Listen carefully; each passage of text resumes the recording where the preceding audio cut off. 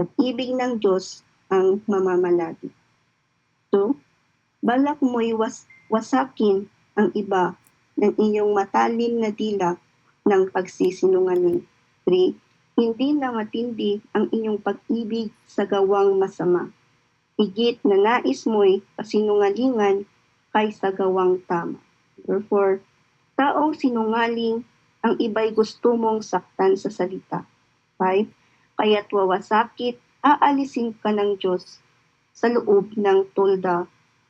Sa mundong ng buhay, aalisin ka niya. Number 6, ito'y makikita ng mga matuwid. Matatakot sila at ang sasabihing pawang nagtatawa. Verse 7, masdan mo ang taong sa Diyos di sumasampalataya, sa taglay niyang yaman, nanangan at pagpapalakas sa kanyang kasamaan. 8, kahoy na olibo sa tabi ng templo, ang aking katulad nagtiwala ako sa pag-ibig ng Diyos na di pumupupas. 9, di ako titigil ng papasalamat sa iyong ginawa.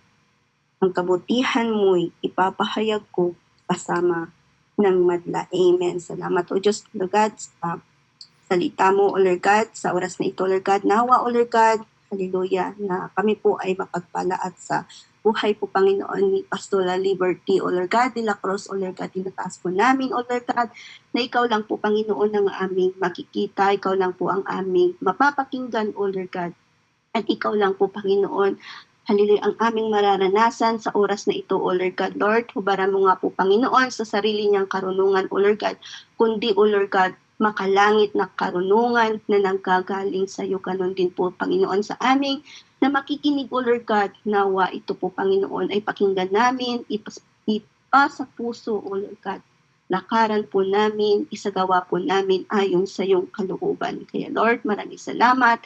Nilwalhati ka namin, dinadakila ka po namin, pinapasalamatan ka po namin, O Lord God. Ito ang aming samantalangin. In Jesus I pray. Amen.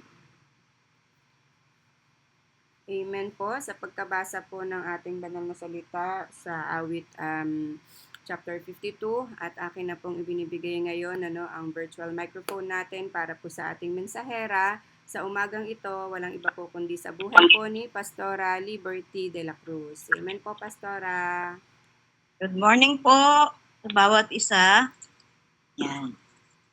So ngayon po ay dadako na tayo sa salita ng Panginoon. At tingin lang po ako ng konting gabay sa Lord. Hindi lang po konti, dapat madami.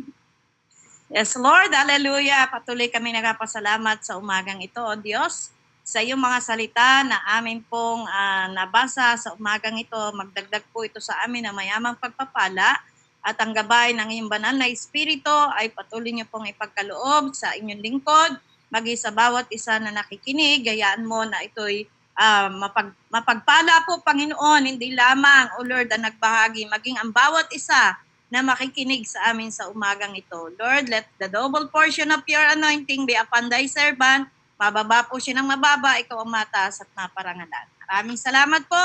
Ito po ang aking dalangin sa matamismong pangalan, aming Panginoong Hesus.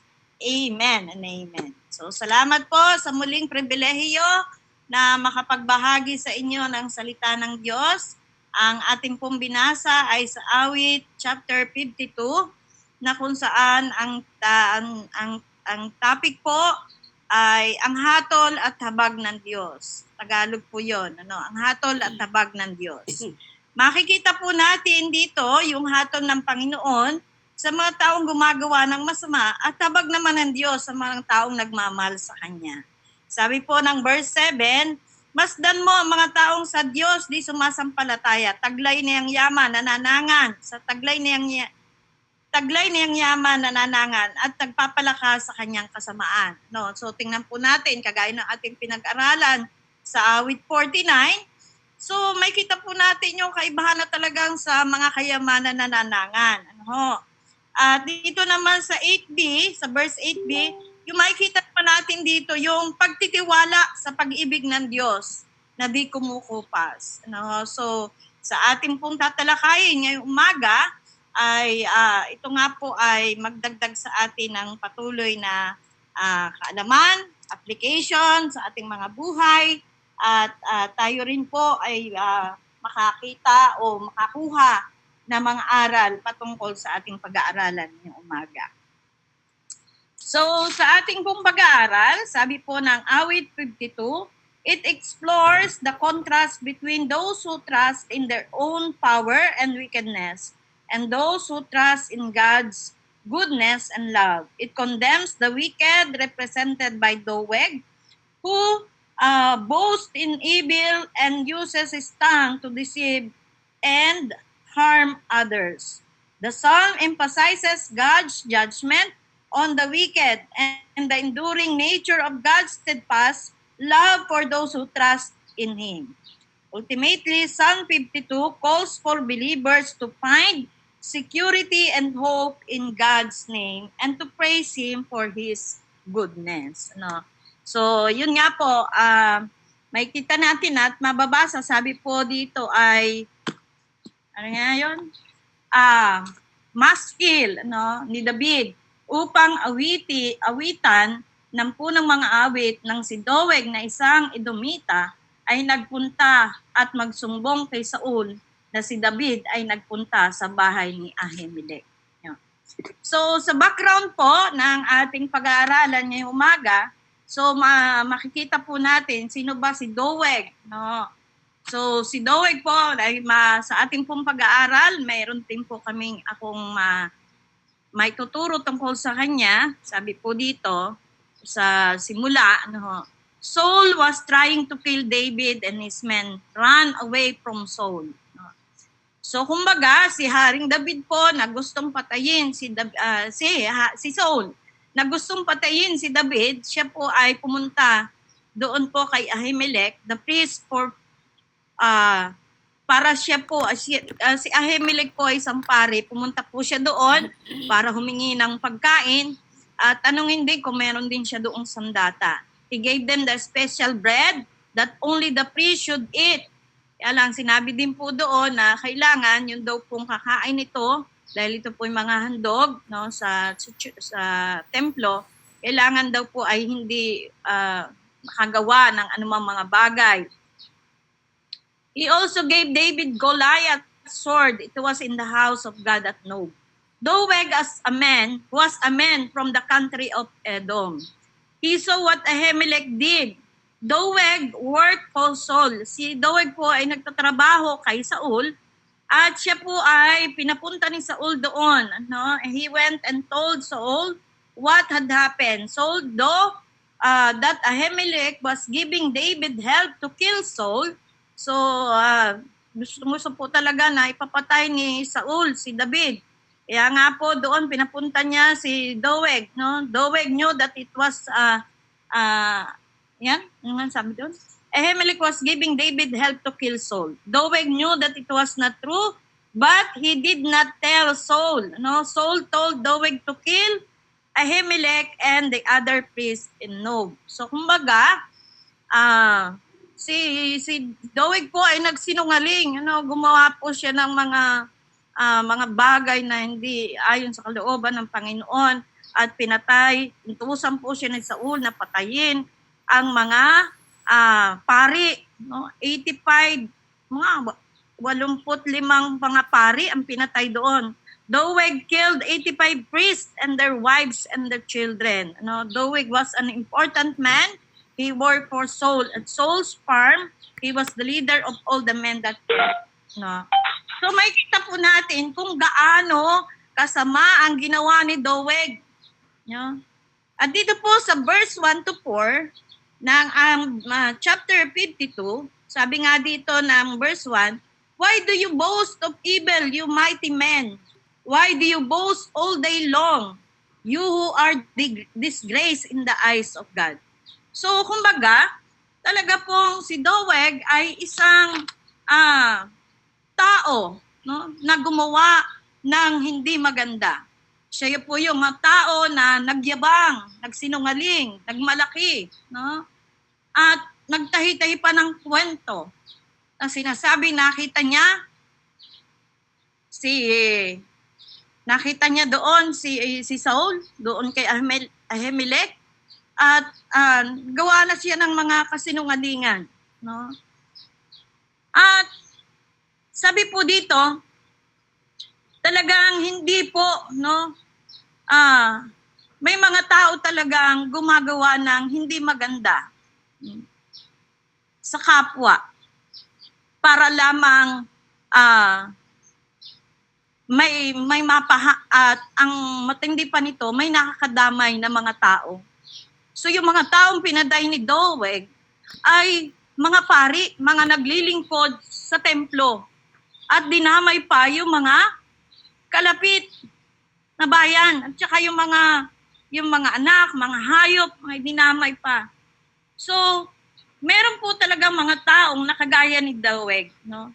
Dinadaan sa kanyang kakayahan, dinadaan yung kanyang kapangyarihan na ginagamit para gumamit ng dahas sa ibang tao. So sa ating pong panahon ngayon, meron din pong taong gumagawa ng ganyan. At marahil po ay maraming tao, no? Siguro yun talagang may kakayahan, may kapangyarihan, merong kasi hindi naman ang isang tao talaga kapag may kakayahang gumawa, may pera, ano, may kakayahang pumatay ng tao, minsan binabayaran na lang. Meron pong isang tunay na buhay po ito. May isang kaming kapatiran na matay yung kanyang anak. At yun po ay pinatay ang anak niya. So, yung pong pumatay, yung pong yung pumatay doon sa tao ay binayaran, no? So kapag nga po ang isang tao ay may kapangyarihan, gagawa siya ng paraan niya, no? Babayad. Kapag nagalit sa isang tao, babayad ng pera para kunin ang buhay ng isang tao. At yun po ang hindi kalugod-lugod sa harapan ng Panginoon. Na yung tao ay namatay, lalo na yung taong ito ay tagapaglingkod sa Diyos, lalo na ang mga taong ito ay walang kasalanan, doon po galit na galit ang Panginoon. Na lalo na yung gumagawa pa ng hindi maganda, no? Lalo nagtatahi-tahi pa ng mga kasinungalingan. Sabi po dito ng verse 2, your tongue plots destruction. It is like a sharpened razor, you who practice deceit.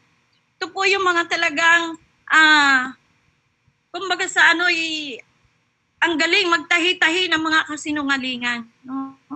Ang galing magbintang sa mga tao o magbintang sa kapwa ng mga ginawa. Pero minsan di nakikita yung kanyang sarili. No? Yung sarili niyang kasamaan, di niya nakikita, pero nakikita niya ang kasalanan ng iba, nakikita niya ang atraso ng iba, kahit po sa daan natin ngayon, kahit sa mga driver, no? Minsan po, napaka-maiinitin ng mga ulo, no? At ginagamit ang karahasan para kapag po may nakaaway, agad ay lalabas ang barel, lalo na kapag may barel ang isang tao, malakas ang loob. Talaga pong, ayun ang parang doon nananangan sa mga sandatang meron. No? Kaya yung kasamaan, limbawa po, ang isang tao may kapangyarihan, may kakayahang maghawak ng mga baril o ng mga sandata na talagang nakakasakit, sila po yung malalakas ang loob na pumatay ng tao. Hindi naman po sa talagang makikita po natin maging sa ating politika, no? Pag po ang isa ay nakalamang doon sa isa, agad ay patayan, no? At minsan ay may mga kasinungalingan talagang umiiral, no? Hindi mo alam kung sino nagsasabi ng totoo dahil minsan po talaga yung kasinungalingan ang kanilang ginagawang batayan, no? Para husgahan ang isang tao, no? Sabi dito ay awit 50 verse 19, you use your mouth for evil and harness your tongue to deceit. So, ginagamit ang kanyang labi o kanyang dila sa pagtatahi-tahi ng kasinungalingan at pandaraya sa iba. At dila at bibig na dapat gamitin sa pagpupuri sa Diyos ay ginagamit din sa kasamaan. Pero ginagamit sa kasinungalingan upang makapagyabang at mambintang na walang katotohanan sa iba.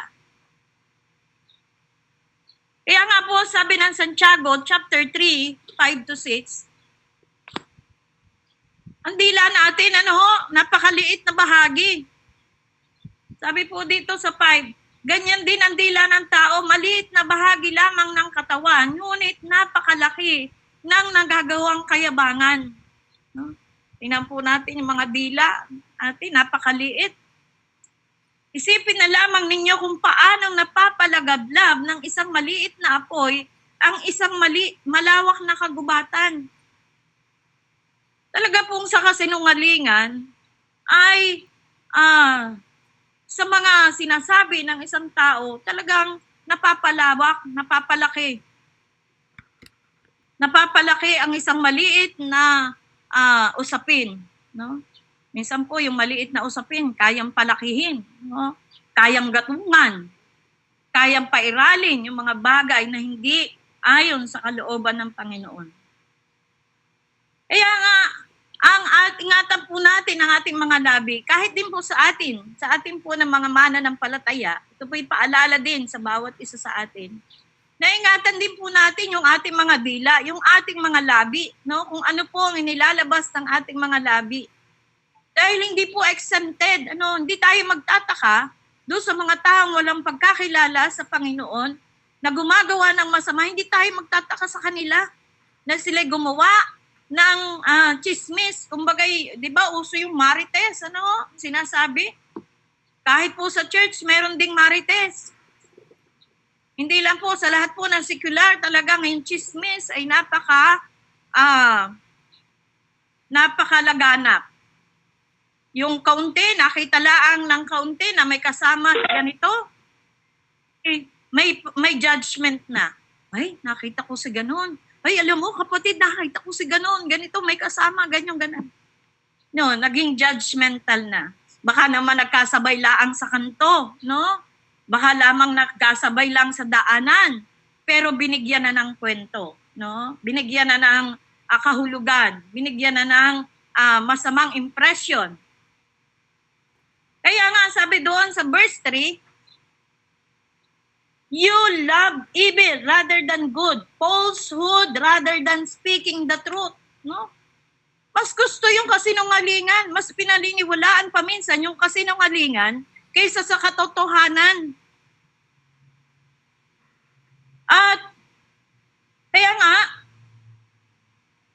kaysa ilahad ang dumating na ba sa buhay mo yung pinagbintangan ka sa kasalanan mo hindi ginawa. No? Minsan gumagawa ng kwento-kwento. Yun nga, kagaya na sinasabi ko kanina, nakita ka lang sa daan, mayroong ganito, ganyan, napagbintangan ka na. So marami pong ganyan nangyayari. Nangyayari, maging sa atin ng mga sumasampalataya sa Panginoon. Kaya mag-ingat po tayo. At bilang mga asawang babae o asawang lalaki, talagang ingatan din natin kung sino din yung ating mga kasama. Baka akala mo kung sino yung kasama mo na yan, siya pala yung nagbabakbite sa'yo. Siya pala yung nagsasalita ng hindi maganda sa'yo. Na pag ikaw ay nakatalikod, pag ikaw ay nakaharap, magandang kausap. Pero pag nakatalikod, siya yung nandaraya sa'yo. Siya yung mahamak sa'yo. Yan. No? So marami pong ganyan. Hindi natin alam kung sino ang ating nakakasalamuha. Kaya mag-ingat po tayo na mga sumasampalataya sa Panginoon dahil hindi po natin alam kung sino yung ating mga kasama. Dahil ang taong sinangaling, ang iba'y gusto mong, sabi doon sa verse 3, higit na matindi ang iyong pag-ibig sa gawang masama, higit na sa nanais mo'y kasinungalingan kaysa gawang tama. So ito yung mga taong ito, laging hinahanap ay gumawa ng kasamaan. Gumagawa ng mga bagay, mga kwento-kwento na walang kabuluhan, na minsan naman ang pinaniniwalaan ng iba. Kaya, minsan, noong din po ako ay nasa abroad, sa Kuwait. Yung aking pong employer, pinagbintangan ako na nagnakaw ng kanyang singsing. Alam mo po, paano ko ipagtatanggol ang aking sarili? Hindi pa naman po ako noon mananampalataya. Pero alam niyo po, lakas din ng loob ko na talagang sumagot sa kanya. Sabi ko, naparito ko sa inyong bansa para magtrabaho, hindi para magnakaw. So kumbaga, minsan yung bintang sa atin, para tayo ay gawa ng hindi maganda. Yung mga bintang sa atin na kung minsan ay walang katotohanan. At minsan din naman ay hindi pinaniniwalaan ng iba. Pero si Lord, Pero si Lord, kapag kay Lord po tayo nanampalataya, siya po yung magtatanggol sa atin. Hindi natin kaya ipagtanggol ang ating sarili, pero ang Diyos ang nakakaalam ng katotohanan at siya yung Diyos na magtatanggol sa atin, na nakikita niya ang ating mga ginagawa. Hindi natatago, hindi nalilihim ang ating mga ginagawa. Alam niya kung ano yung katotohanan. Kaya nga po, sabi doon, justice will prevail. Walang, kumbaga, talagang hindi tayo pababayaan ng Panginoon. Meron mang gumawa ng masama sa ating likuran, nandaya sa atin, gumawa ng hindi maganda, pero ang Diyos ang ating tagapagtanggol. Ang Diyos ang ating tanggulan. Sa verse 4, taong sinungaling, ang iba'y gusto mong saktan sa salita. Yung mga sinungaling, alam mo naman natin yan, talagang pangangatawanan niya magsinungaling. Hanggang sa siya siguro kahit pagutan ng ulo, basta pinangatawanan na yan magsinungaling, hindi yan aamin. Hindi aamin, Kagaya po ng, naman po yung example lamang, yung mga lalaki. Pag daw po may nahuli, na nagtataksil, wag daw aamin sa asawa. Amen? Hallelujah. Paniwalang-paniwala yung babae sa lahat ng sinasabi ng lalaki. Pero minsan po ay talagang, yon. Pag nagsinungaling, talagang pangangatawanan. Hanggang dulo, talagang pangangatawanan. Pero, yun din po ang ingatan natin na mga sumasampalataya sa Panginoon. Dahil kailanman po, ang pagsisinungaling ay hindi kinalulugdan ng Panginoon. Lalo na pagsisinungaling na alam mo na wala namang basihan, walang katotohanan. Sabi nga, ito yung mga chismosa, araw-araw ang gusto pag-usapan, yung buhay ng iba. At hindi exempted tayo mga sumasampalataya. Minsan tayo nakakainig ng, talaga? Siya nga? Oo nga? Nakakaimig tayo ng gano'n, kasi nasabi sa atin, huy, alam mo ba, si ganito, si ganyan, si ganare. Minsan tayo naman, abay, oo nga, bakit nga? Nakakapag-comment tayo, pero hindi naman natin alam kung yung katotohanan. At maging tayo mismo din, pinagsisimulan ng mga salita na kung saan ay pagsisinungaling. So, yun po ay napag-aralan na natin sa mga nakaraan, na mga verse, na mga chapter ng awit, kung paano na kahit kailan ang kasinungalingan, ay hindi dapat maghari sa ating mga sumasampalataya sa Panginoon. Dapat ay alisin na natin yung mga bagay na mga ito, mga kasinungalingan, dahil kailanman hindi nalulugod ang Panginoon sa sinungaling. Yung tahi-tahi ka ng kwento, na walang katuturan. Pero sabi nga, sa anumang kasamaan na ginawa ng isang tao, lalo na to si Doway, kung ano po ang ginawa niyang kasamaan, pinatay niya po ang 85 mga pari na kung saan ay mga servant ng Panginoon naglilingkod sa templo. Pero sabi nga po dito sa verse 5, surely God will bring you down to everlasting ruin. Siya'y mapapahamak. Talagang nasa kanya ang judgment. He will snatch you and tear you from your tent. He will uproot you from the land of the living. Hallelujah. No? So talagang sabi dito, God's judgment. The Psalm declares that God will destroy the wicked. Kailanman yung mga masasama na gumagawa, no, gaya ni Doeg, no, siya ay hahatulan panghabang buhay. Sa mga tao, no, alam naman natin ang hatol sa mga tao na talagang nagpakasama, na hindi man lamang binigyan ng pagkakataon ng Panginoon sa kanyang buhay, hindi man lang niya binigyan ng pagkakataon ang Diyos na maghari sa kanyang buhay, talagang mayroong kahatulan, siyang kahatnan. At alam naman natin ay yung impyerno. The Psalm declares that God will destroy the wicked, break them down forever, no? And uproot them from the land of the living. This judgment is not arbitrary but a just consequence for their action. No, meron tayong may mga consequences sa mga gumagawa ng masama. At meron din namang mga magandang resulta sa umiibig sa Panginoon. Kaya nga po, dalawang bagay, kung ano ang mamahalin mo. Mamahalin mo ba yung gumawa ng masama o mamahalin mo yung Diyos na nagbibigay ng lahat ng bagay sa ating mga buhay? So sa atin, na mga mananampalataya, madali nating sabihin, no, na umibig sa Diyos. Pero minsan, sa pamagitan ng ating mga gawa, minsan, hindi pa rin tayo exempted, no, sa mga kasinungalingan. Meron po akong kilala na hindi naman Kristiyano. Alam kong Kristiyano na siya, matagal na po. Pero minsan, meron pa rin siya nahuli ko pa rin yung mga kasinungalingan. Pero ingatan po natin, at ipanalangin yung mga taong ito na talaga pong nakagagawa pa ng mga bagay na hindi tama sa harapan ng Panginoon.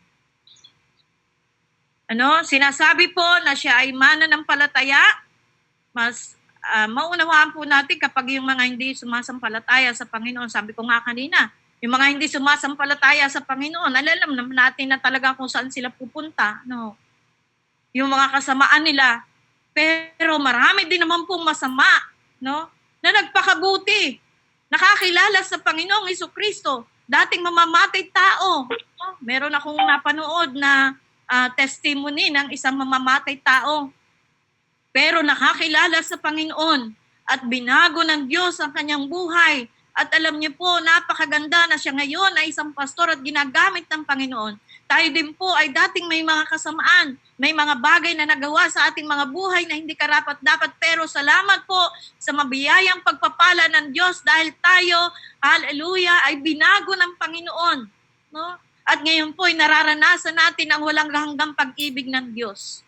Kaya nga po, huwag nating ahayaan, no, na sa ating mga relasyon sa Panginoon ay mabatikan tayo ng hindi ayon sa kanyang kalooban. Bagkos ay sikapin natin ang talagang magpakaayos, no, magpakabuti, maging matuwid sa harapan ng Panginoon. Dahil yun po ang kalulugdan ng Diyos, no? Yung tayo ay nasa ilalim ng katuwiran ng Panginoon. Pero sabi nga, yung hatol ng Diyos, sabi dito sa verse 5, you loved evil rather than good. Falsehood, no? Sa verse 5, surely God will bring you down to everlasting ruin. No? Ibig sabihin, panghabang buhay na talagang pagkasira ng iyong buhay. He will snatch you up and tear you from tent. He will uproot you from the land of the living. Sabi po sa Tagalog. Kaya't wawasakit, aalisin ka ng Diyos sa loob ng tolda sa mundo ng buhay. Aalisin ka niya. Kaya nga sabi po dito sa verse 6 na po tayo. Ito'y makikita ng mga matuwid. Alam na, matatakot sila at ang sasabihin pawang nagtatawa.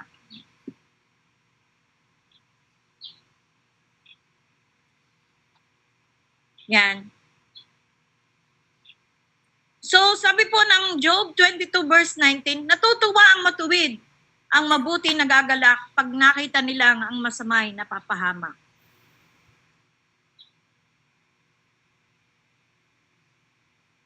Yan. Sabi po ng 2 Samuel 22 verse 3, ang Diyos, ang bato na aking kanlungan, aking kalasag at tanging kaligtasan. Siya ang aking pananggalang sa mga marahas ay siya kong tanggulan. Sa Proverbs 11:28, malalantang tila dahon ang nagtiwala sa... Ayan. So kumbaga, sa verse 6, ito'y makikita ng mga matuwid. Matatakot sila at ang sasabihin pawang nagtatawa. Makikita po natin yung kahantungan ng mga tao na gumagawa ng hindi maganda. Pero hindi naman po hindi naman po tayo, kumbaga, sa verse pong ito, at sa atin naman sarili, hindi naman tayo natutuwa doon sa mga taong masama. Ayaw din naman natin sila na mapapunta sa impyerno. Ayaw din naman natin na sila'y mapahamak. Pero kapag sila nagpatuloy, gaya po ng Panginoon, hindi sila patatawarin ng Diyos kapag nagpatuloy sila sa kasamaan. Ang Diyos din po ay nalulungkot sa kanilang mga ginagawa na mga hindi kanais-nais.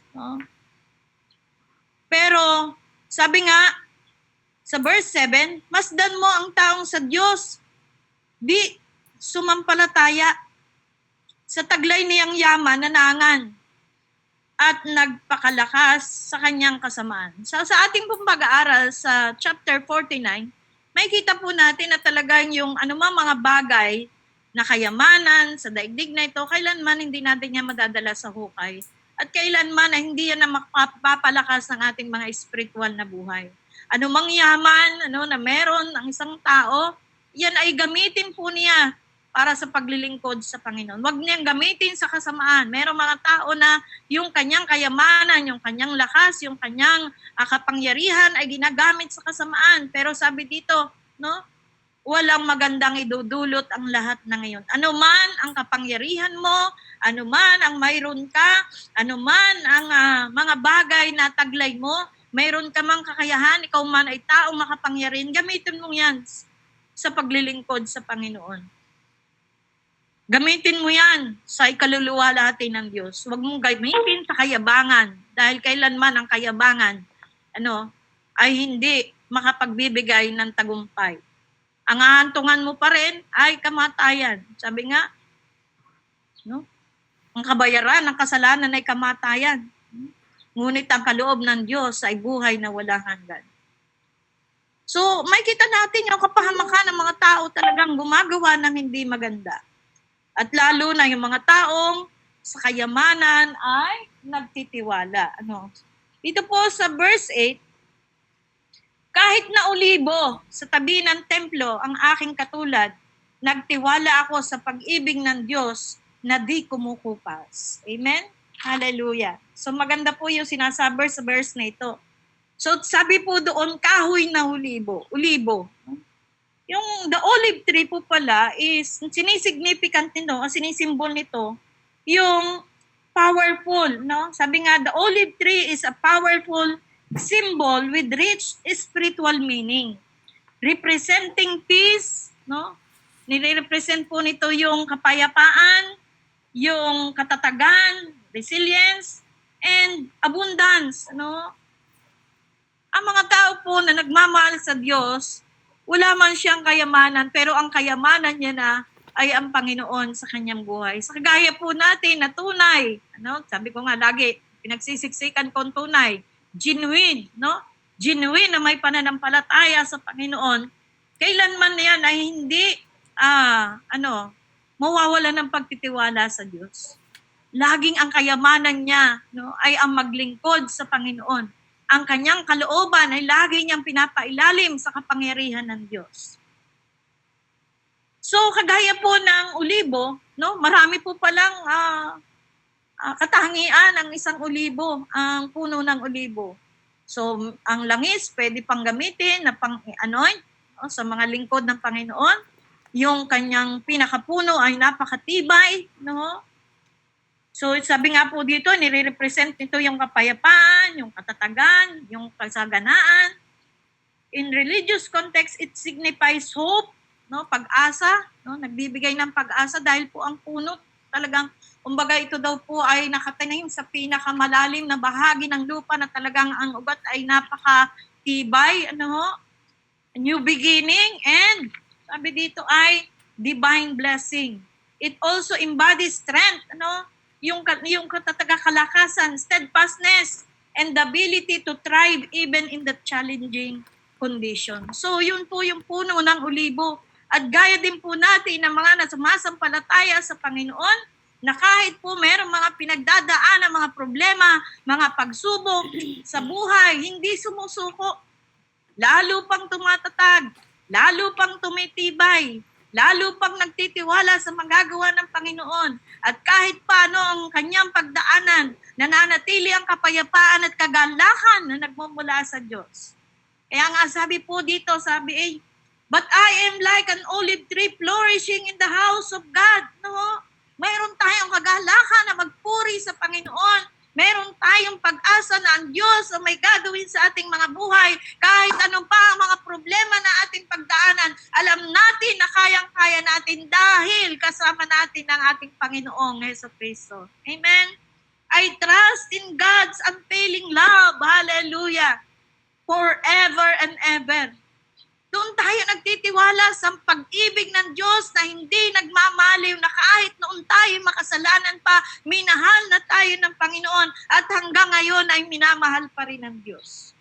Kaya kahit anuman ang pagsubok na ating pagdaanan, Sister Shirley, anuman ang ating pagdaanan, anuman ang mga karamdaman na ating pinagdadaanan, sino man may karamdaman, alam natin na mayroon tayong tagapagtanggol, mayroon tayong Diyos, na nagmamahal sa iyo at sa akin upang bigyan tayo ng pag-asa hinaharap. Anuman, ang challenging na ito, tayo'y magtatagumpay dahil alam nating mayroong Diyos na nagmamahal sa atin. Kaya nga, I will praise you forever for what you have done. In your name, I will hope, for your name is good. I will praise you in the presence of your saints. Hallelujah. Hallelujah, Jesus. I will praise thee forever because thou hast done it. This part acknowledges God's active role in the psalmist's life, attributing past deliverances and victories.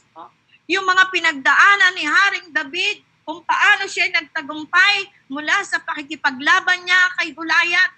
Hallelujah. Dahil sa tulong ng Panginoon. At ngayon naman po, hinahabol siya ni Haring Saul. Gusto siyang patayin, Pero nadoon po ang pag-iingat ng Diyos at hindi siya pinabayaan. Kaya't nadoon po ang puso ni Haring David na magpuri, magpasalamat sa Panginoon. Sabi nga, I will praise you forever for what you have done. Yung mga bagay na ating pinagdaanan, yung mga bagay na nakaraan. Pag naiisip natin yung mga pinagdaanan natin, alam natin na ang Diyos ay nagbigay sa atin ng tagumpay. Sabi dito, you have done in your name. Sabi, 2 beses sinulit, in your name I will hope, for your name is good. In your name. Napaka-dakila po ng Panginoon. So marami pong pangalan ng Panginoon, tinatawag siyang Jehovah Nisi, Nisi our banner, Sa pangalan niya, mayroon tayong kaligtasan. Sa pangalan niya, mayroon tayong tagumpay. Sa pangalan niya, mayroon tayong kapayapaan. Sa pangalan niya, mayroon tayong pag-asa. Mayroon tayong kaligtasan. Hallelujah. Kaya't isisigaw natin sa pamagitan ng ating mga papuri at pagsamba ang kanyang mga ginawa sa ating mga buhay. Gaano siya kadakila sa iyo at sa akin. Hallelujah. Sabi dito, and will wait on thy name. This signifies trust and patience in God's character and timing. It implies reliance in His nature and promises waiting for Him to act according to His will. Hallelujah. Praise God. Tunay nga, nadadakilain natin ang ating Panginoong Jesucristo. Sabi dito, di ko titigil ng pasasalamat sa iyong ginawa. Ang kabutihan mo ay ipapahayag ko kasama ng madla. Amen.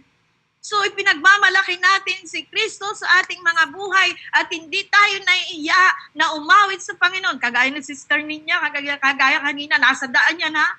Pero umawit sa Panginoon. Hindi niya kinakahiyaan Diyos because ang kanyang Diyos ay pinagmamalaki niya na sa pangalan ng Panginoong Hesukristo, mayroon tayong kayang gawin. Sabi nga doon sa inawit niya kanina, anumang maging panahon, anumang pagkakataon, anumang maging sitwasyon, ika'y pupurihin. Amen? Hallelujah! Kasarap magpuri sa Panginoon. Alam niyo po, kahit po ang aking katawan, minsan ay pakiramdam ko ay mahina, pero pag ako po yung maawit sa Panginoon, gusto ko pong lumundag ng pasasalamat sa ginagawa ng Diyos. My life, no? Ang aking buhay, isang buhay na patotoo. No? Ano man, sabi nga, ang aking Diyos ay aking pupurihin. Ang ating Diyos ay ating pupurihin sapagkat siya ay dakila, ang kanyang pangalan na higit sa lahat ng pangalan. Maaasahan at mapagtitiwalaan ang ating mga buhay. Kaya maraming salamat po sa Panginoon. Kulang ang ating mga salita. Kagaya ng sinabi ng David, kulang kanyang mga salita upang pasalamatan at natatakot siya na sabihin ang lahat ng mga bahay dahil baka meron siyang makalimutan. Sabi po ni Haring David. Kaya kulang ang ating mga salita. Sa lahat ng mga ginawa niya sa ating buhay, kulang ang mga salita, ang ating mga papuri, ang ating mga awit upang siya ay bigyan ng pasasalamat. Sa maliliit mong bagay, salamat. Sabi ko nga pag po ako'y nangangaral ng Sunday o pag po may mga pagkakataon, sabi ko, kapag ang isang tao ay marunong magpasalamat, magpuri sa kabila ng kanyang sitwasyon, tunay nga siya ay pinatatag ng Panginoon. Tunay na masasabi ko na siya ay isang mananampalataya na walang ibang pinagtiwalaan kundi ang Diyos. Dahil doon malalaman ang isang Kristiyano kung tunay siyang Kristiyano. Kapag siya ay talagang sa kabila ng kanyang sitwasyon, kaya niya pa rin magpuri sa Diyos. Kaya niya pa rin magpasalamat sa Diyos. Kaya pa rin niya magpatotoo sa ginagawa ng Diyos sa kanyang buhay. Kaya napakalaga po ng ating mga pasasalamat. Dahil pag wala po tayong pasasalamat, parang walang ginagawa ang Diyos sa ating mga buhay. Amen. Salamat po sa mga nagpapasalamat. Kaya yung mga hindi pa nagpapasalamat, magpasalamat na kayo sa ginagawa ng Diyos at gagawin pa ng Diyos sa buhay ng bawat isa sa atin. Masarap pa po na magpahayag sa kabutihan ng Panginoon. Pero, yan, sa inyo na po magmula ang iba pang mga pasasalamat. Kaya sa Diyos po ang papuri at bilang conclusion, ano mang mga kasamaan, alam nating may katapusan. Pero yung ating mga ginagawang maganda, ginagawa nating mabuti, kailanman, yan po'y maaalala ng Panginoon. Kaya salamat po sa umagang ito, sa kanyang mga salita. Magdagdag po ito sa atin ng patuloy na encouragement, challenge, upang magpatuloy pa tayo sa ating pagpapala, sa ating mga paglilingkod na ginagawa sa Panginoon. Tayo po'y manalangin. Lord, maraming salamat po sa mga salita mo, O Lord God, na patuloy po na binahagi ngayong umaga. At Lord, patuloy mo na, patuloy nga, O Lord, dalangin ko, ikaw po ang mag-impart ang mga insights sa mga kapatid namin. Nanawa po sa umagang ito, meron silang natutunan patungkol sa mga salita mo, nagbibigay sa kanila ng challenge, ng encouragement, ng katatagat, kalakas at kapayapaan, kalakasan nagmumula sa inyo. Maraming salamat po. Sa iyo po ang pinakamataas na papuri, pagsambat, pagliwalati sa tanging pangalan mo, aming Panginoong Hesus. Tayo magsabi ng Amen and Amen.